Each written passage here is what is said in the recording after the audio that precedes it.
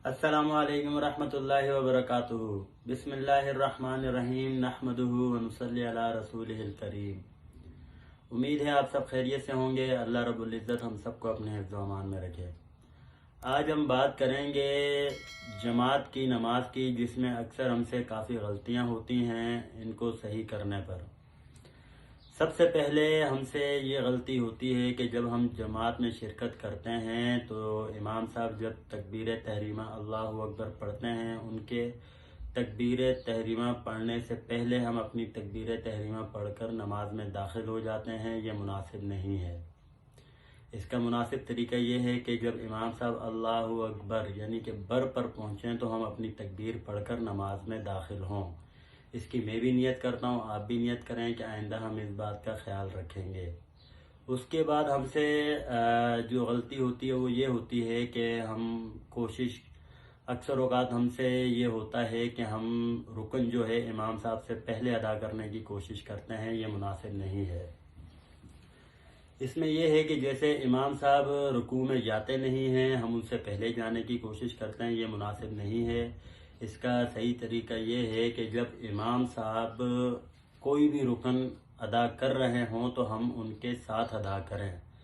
ना उनसे पहले अदा करना मुनासिब तरीका है, ना उनसे काफ़ी बाद में अदा करना मुनासिब तरीका है। अफजल तरीका, सही तरीका ये है कि हम उनके साथ नमाज का हर रुकन अदा करें।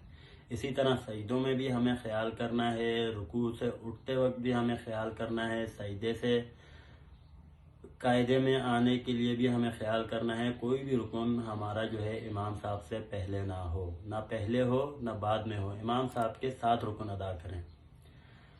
उसके बाद हमसे अक्सर ये गलती होती है, अगर जैसे मर्दों को उल्टे पाँव पर बैठकर सीधा पाँव खड़ा करना चाहिए, अक्सर हमसे ये गलती होती है कि हम दोनों पाँव पे बैठ जाते हैं। इसकी भी कोशिश करें। हाँ, किसी की अगर कोई बीमारी या कोई तकलीफ़ है तो वो एक अलग बात है, लेकिन कोशिश ये करें कि उल्टे पाँव पर बैठकर सीधे पाँव को खड़ा किया जाए।